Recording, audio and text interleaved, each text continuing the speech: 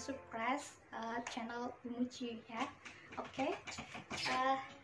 Dalam kesempatan ini Bu Muji akan membahas tentang materi KD 3.6, yaitu tentang menganalisis karakteristik kehidupan masyarakat, pemerintahan, dan kebudayaan pada masa kerajaan-kerajaan Hindu-Buddha di Indonesia, serta menunjukkan bukti-bukti yang masih berlaku pada kehidupan masyarakat Indonesia di masa kini. Langsung saja, untuk yang pertama kali kita akan membahas tentang pengertian akulturasi. Tentu kalian beberapa sudah paham tentang pengertian akulturasi. Apa itu akulturasi? Akulturasi adalah bertemunya dua budaya.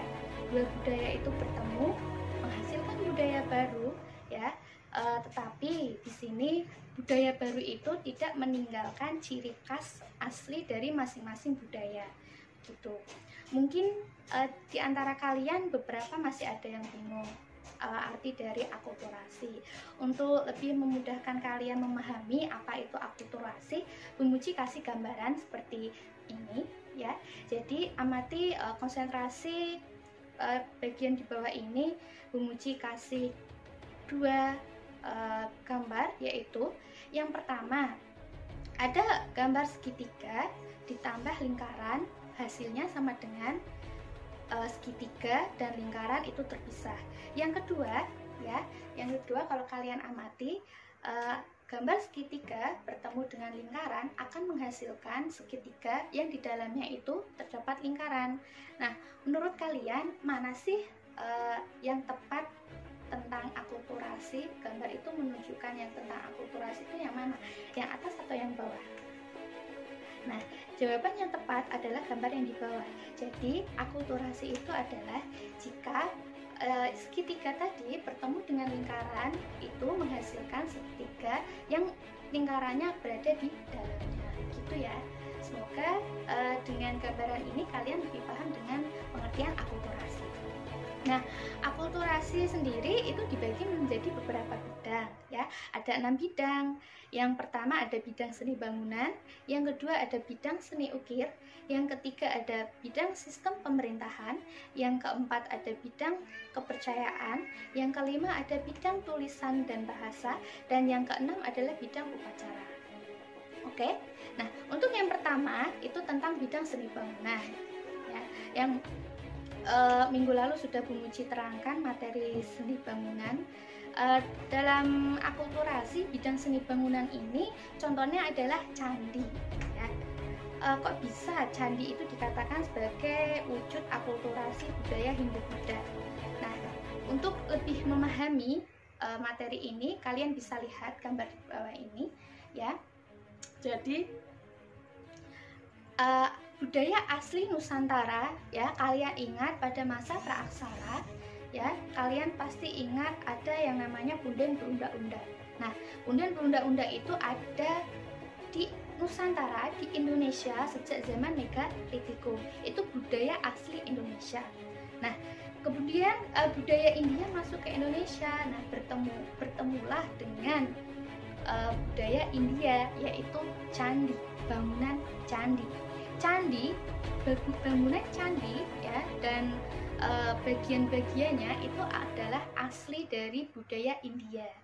Nah, jadi candi ya, budaya asli India ketemu dengan tadi bangunan asli Nusantara, yaitu punden berunda-unda, akan menghasilkan yaitu candi yang ciri khasnya seperti candi Indonesia, yaitu bangunan candi khas Indonesia yaitu berunda-unda. Oke, paham ya? Semoga dengan ini kalian paham.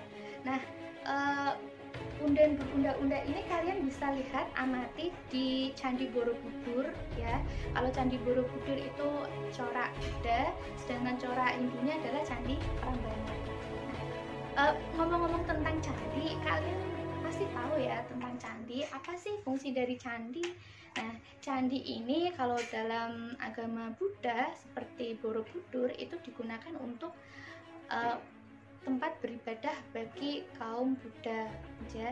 Kemudian untuk candi Hindu itu biasanya untuk memuja roh nenek moyang ya.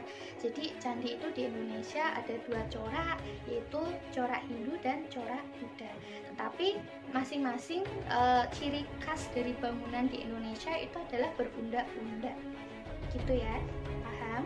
Nah, untuk candi sendiri kita bahas untuk candi di Borobudur, candi corak Buddha itu memiliki tiga bagian yang paling bawah itu sering disebut dengan Kamadhatu.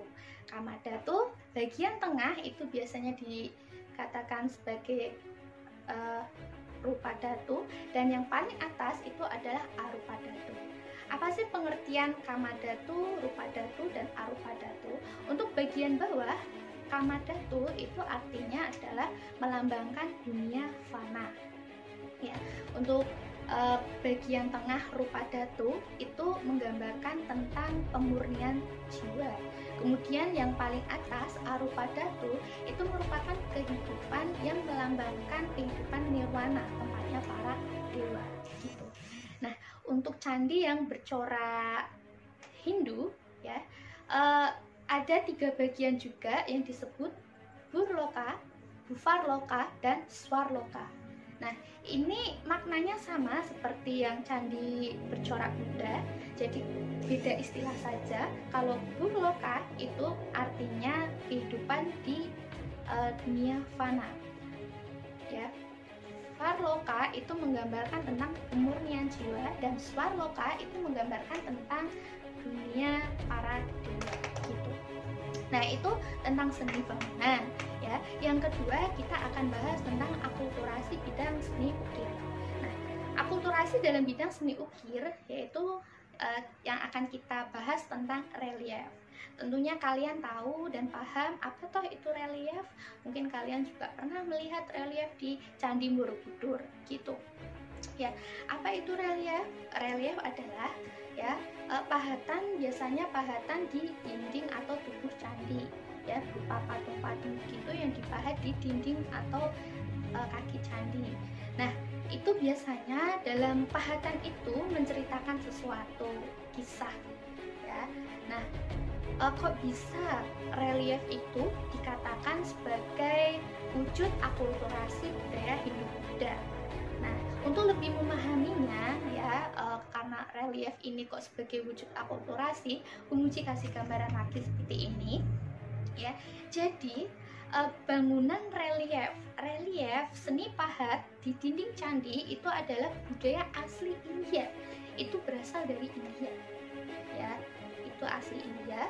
Kemudian di Indonesia, nah bertemu budaya Indonesia. Apakah relief di Indonesia ini bentuknya sama persis yang ada di India? Tentunya tidak ya. Jadi ketemu tadi dari budaya India, yaitu bangunan reliefnya ya, seni pahat relief, bertemu dengan budaya asli Nusantara, yaitu apanya? Yaitu tentang cerita ya, cerita dalam pahatan di dalam dinding relief itu ya. Kalau di India itu reliefnya menceritakan tentang kehidupan Mahabharata dan Ramayana, berbeda dengan di Indonesia ya. Di Indonesia itu membahas tentang biasanya menceritakan tentang kehidupan masyarakat di Indonesia. Nah, kalian tahu masyarakat Indonesia kehidupannya mayoritas apa? Yaitu agraris dan maritim. Jadi tidak heran kalau di dalam Candi Borobudur mungkin kalian akan temukan ya relief itu yang menggambarkan kehidupan masyarakat di Indonesia, seperti mungkin bertani atau nelayan gitu. Paham? Semoga paham ya. Nah, untuk hari ini kita pelajari 2 bidang saja ya. Untuk materi berikutnya kita